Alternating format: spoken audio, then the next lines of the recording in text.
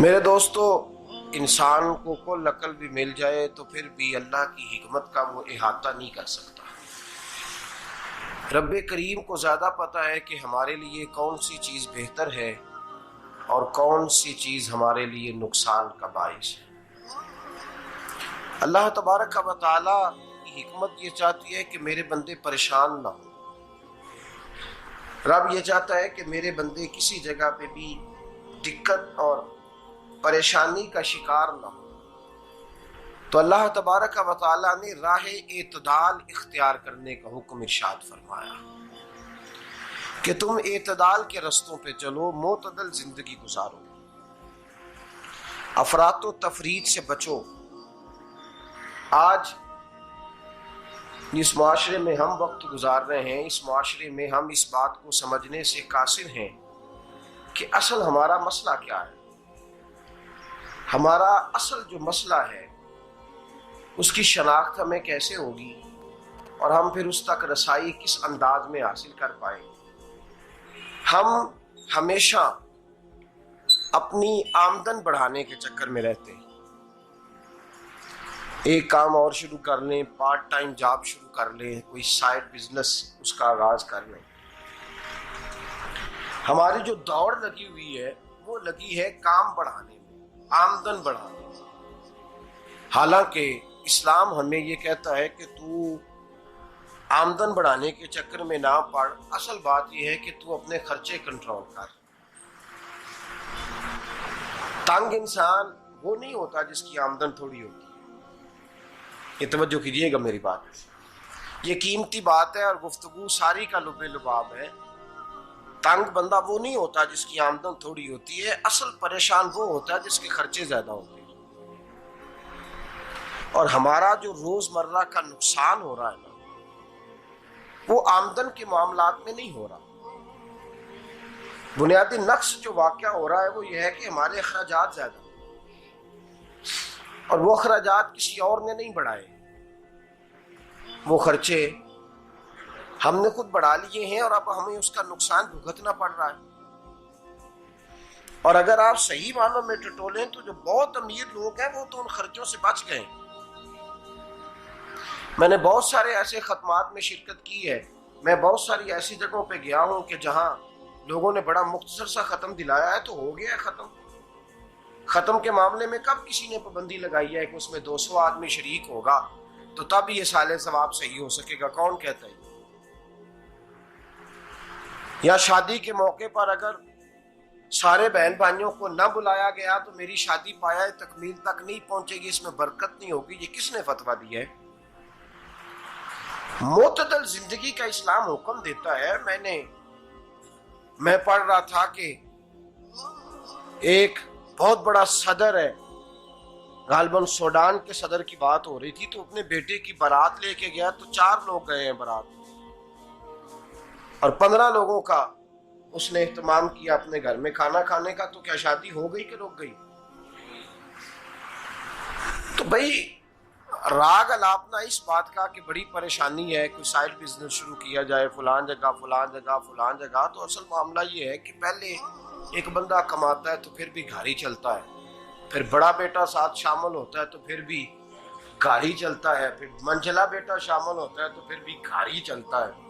جو رونا دادا جی رویا کرتے تھے کہ بڑی مصیبت ہے، بڑی مشکل ہے، گاؤں میں رہ اکیلے ہوتے تھے اور وہ 5 بچوں کو اور 4 بچیوں کو وہ پالتے تھے، تو جو وہاں پریشانی تھی وہی آج پریشانی شہر میں آ کر پڑھ لکھ کر موٹی تنخواہ لے کر وہی پریشانی ہمیں ہے۔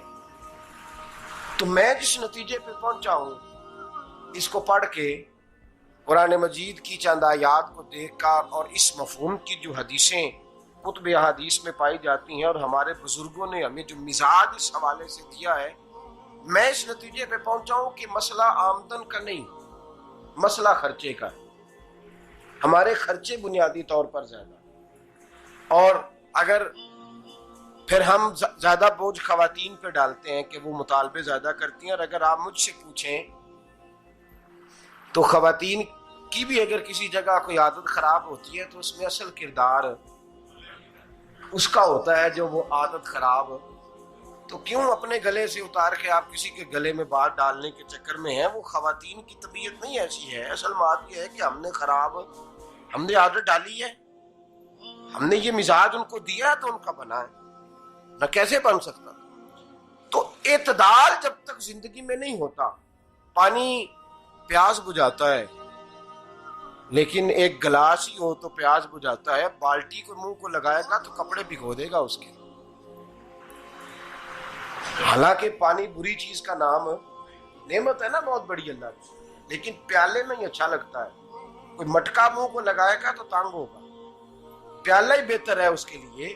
تو میرے دوست، مٹکے سے بھی بعض اوقات کام چل جاتا ہے، لیکن اگر کوئی کہے نہیں مجھے دریا ہی چاہیے تو اس کا تو گھر بہ جائے گا، سارا گھر بہ جائے گا اس کا.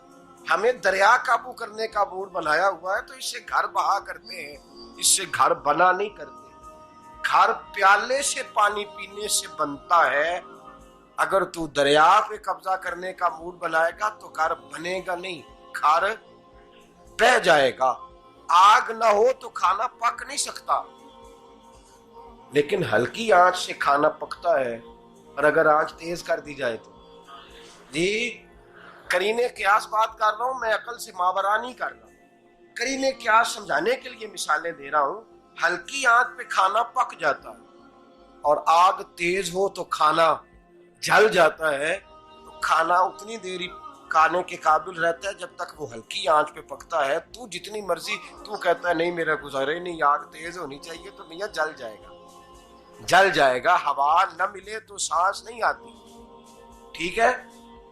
آکسیجن نہ ہو تو سانس، ہوا نہ چلے تو گزارا نہیں ہوتا. لیکن اگر تیز جلے نا، اگر تیز چلے تو آندھی اور طوفان بن جائے تو چھتیں گرا دیتی ہے، جانیں لے لیتی ہے. ہم ہیں طوفان کے چکر میں، ہم ہیں دریا کے چکر میں، ہم ہیں بڑے لاؤ کے چکر میں. تو میاں ہلکی آنچ ہی اچھی ہے، یاد رکھ. اور ایک گلاس پانی کا اعتدال سے ملتا رہے تو وہی ملتا رہے، ضرورت کے وقت وہی بہتر ہے. تو پورے دریا پہ قبضہ کرنے کا پروگرام نہ بنا، تانگ ہو جائے گا. اور میرے عزیز یاد رکھ، ہوا سانس لینے کے مطابق ملے تو وہی اچھی ہے، جو سانس بند کرنے پہ آ جائے وہ ہوا اچھی. ہم نے چکر چلا لیا ہے کہ زیادہ پیسہ، راتوں رات پیسہ، لمبا پیسہ، یہ پلاٹ بھی میرا، وہ پلاٹ بھی میرا، گجرانوالا بھی، گجرات بھی، لالا موسیٰ کھاری اور پنڈی تک جہاں میں جاؤں میرے نام کی تختیاں لگی ہوئی ہونی چاہیے. اسلام منع کرتا ہے.